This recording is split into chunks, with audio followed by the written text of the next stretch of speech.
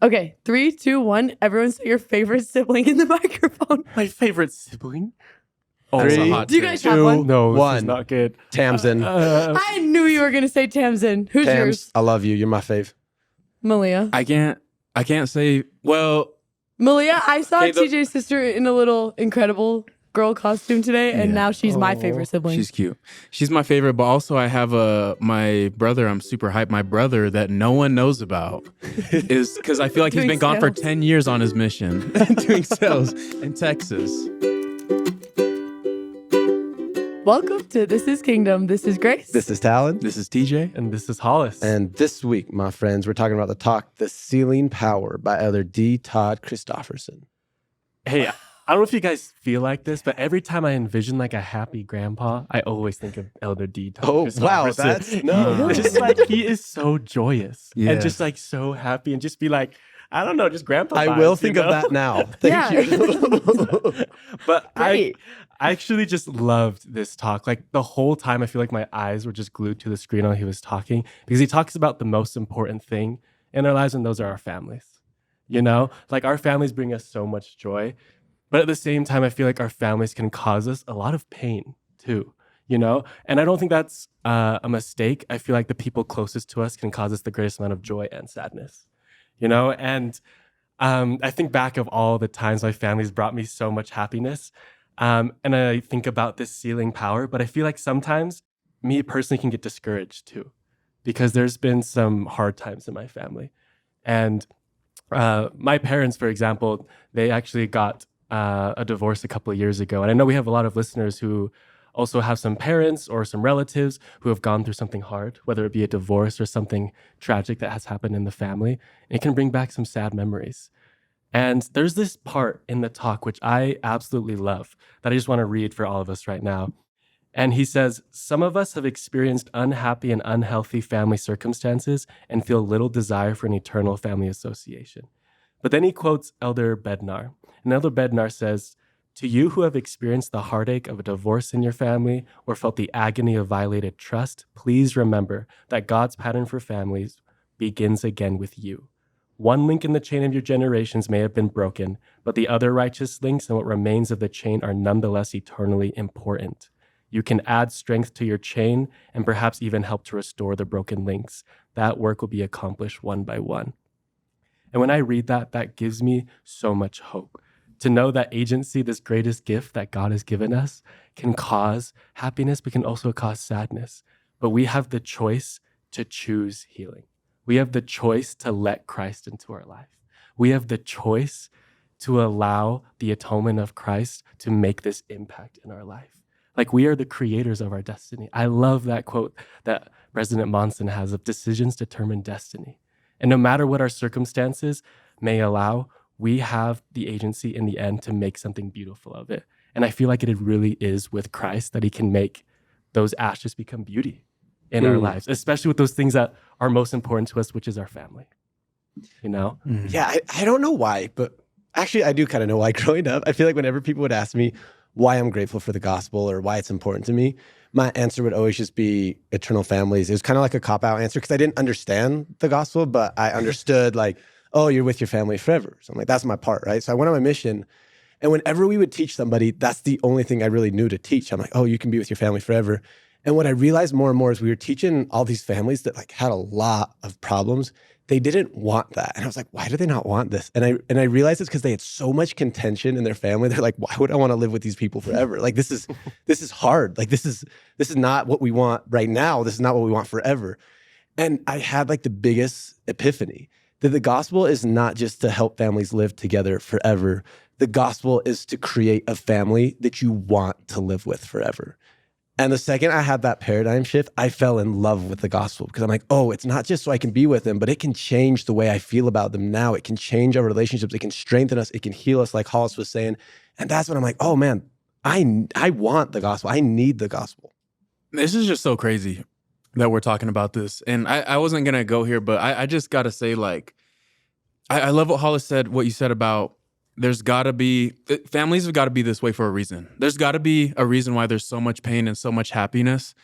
There's got to be a reason that even though a lot of parents are doing the best that they can, the kids still end up with some type of trauma. You know what I mean? And that we have to work things out. And I just can't. I don't even have anything cool to say. All I have to say is like, if there's anyone listening right now that is having a tough time with your family, you come from crazy circumstances, like there is a reason, man. There's a reason. And maybe the reason has to do with your family, and maybe the reason has to do with you. Maybe there's something that God has to teach you, and something God's going to do, and something God's going to change in your heart and in your life that's going to bless you forever. And I can't get that out of my head. It's for a reason, man. It's for a reason there's so much joy and so much pain. And I feel like with those reasons, God can help create that reason. It's like with God, we co-create that beautiful reason for those things that have happened in our lives. And I think it's just a beautiful thought when you're just like, one day I can have a family and be agents with God to help create this special thing that I want. Like a beautiful forever family is not something I have to look forward to. It's something I can have in my life right now. What am I doing to help create that? Well, and it's interesting to me to like think, because I think this is something that I am super, I don't know if I like passionate about, I guess, sure. Is that like You are now. Yeah, I'm like, I guess now I'll be passionate about it. Like everyone's family circumstances, and not even family circumstances, but relationship circumstances are very, very unique. That's just true. Like no matter what, like that is so 100% true. And there's a lot of brokenness, and there's a lot of questions, and there's a lot of confusion. And we like can't even begin to cover what that looks like. But I do think that there's something really interesting in the fact that our beliefs are relationship centered. And there's not a lot that like, there are really, I think this is just true. There's some things in that we do not have control of. And sometimes like we read things like this and we're like, this actually is not what my life looks like. Like my life doesn't look like what this is laying out right now. Like it just simply doesn't. And maybe it's because of choices, maybe it's because of circumstances, maybe it's because of fill in the blank. We don't get to like, who knows? Every single person is very, very different. But I do think that there's something powerful in realizing that like actually our beliefs are relationship centered.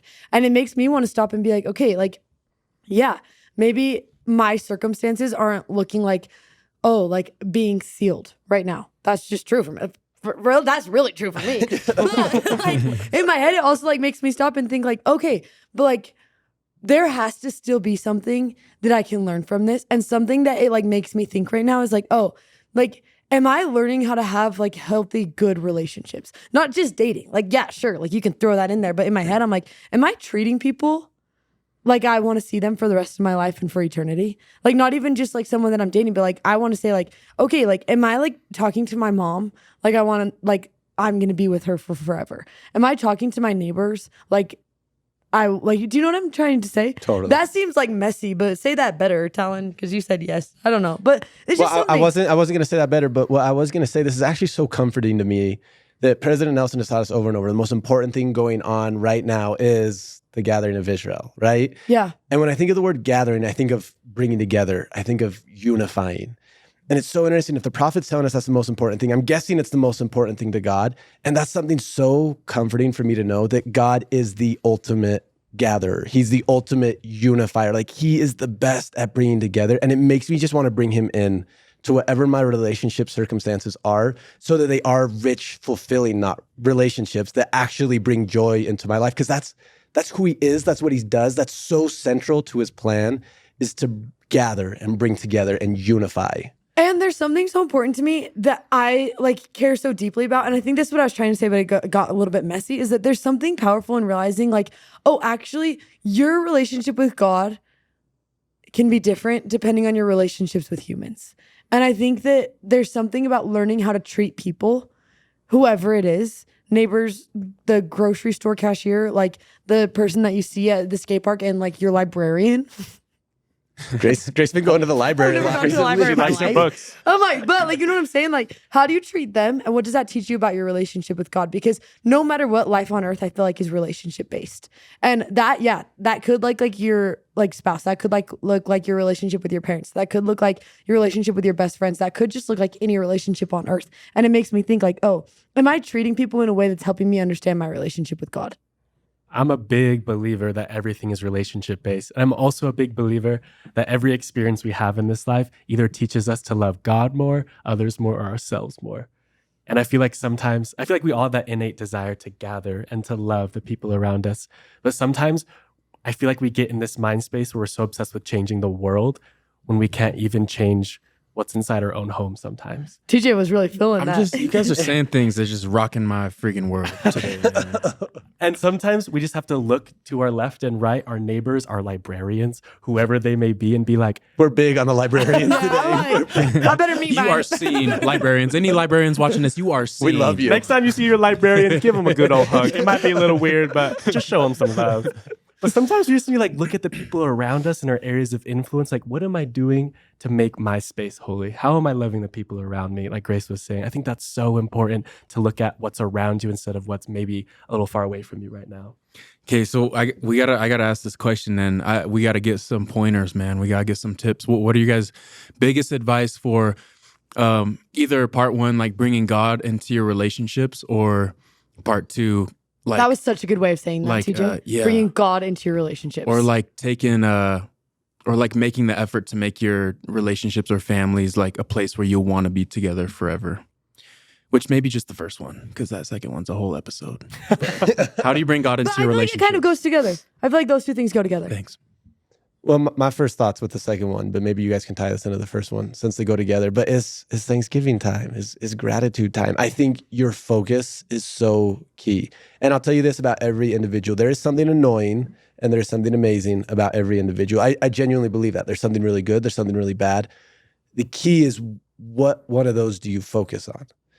And I really think it's such a good way to enrich our relationship is just, and you can bring God into that. Like, help me see the good that you see, God. Because obviously God loves him. He sees the good. He cares about him. If you can tap into his vision and the way he sees that person, and then you start seeing him that way, that's going to totally change the way that you interact. What I love including in all of my morning prayers is just, hey, God, please help me be the answer to someone's prayer today.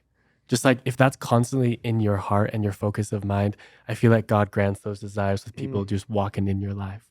You know, if that's such a righteous desire, and I feel like if you have that, God's going to help you, and he's going to help you lead you to those people, whether it's your mom, your dad, or your friends, or people at your work or school. He's going to help you do that.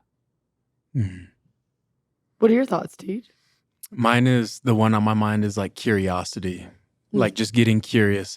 We're so good at getting curious with friends, you know what I mean? And freaking like people that you we meet follow. someone new or something, Yeah. and you have so many things to ask them, Yeah. you know? But since you're around your family the whole time, I think we have this false perception that we know everything about them when really you don't, man. Like you don't know a lot of things about your parents and their journey and their struggles and everything. So I think curiosity, like approaching your siblings, approaching your parents with curiosity, having some questions, and just forcing yourself to like ask some questions to help learn about them and their journey a little bit more, especially their journey with Christ, if you're able to do that.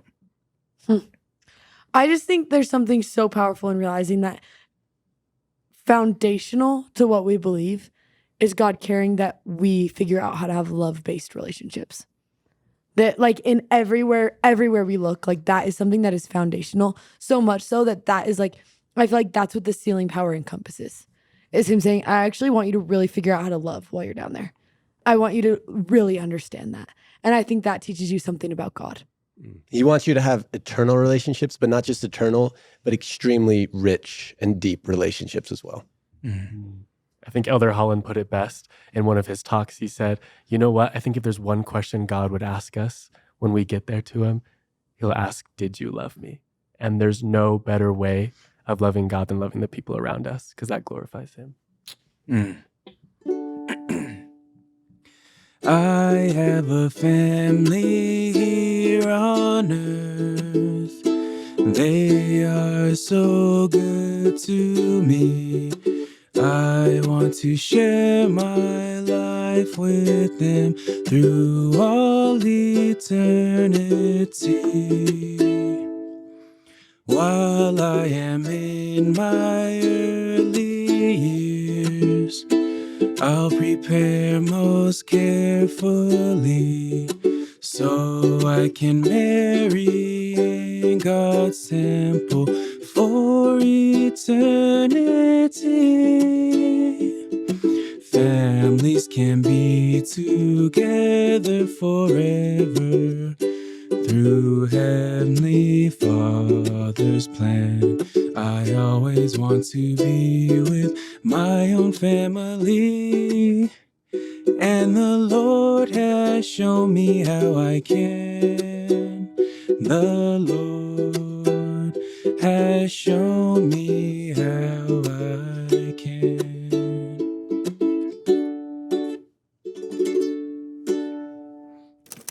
See you next week.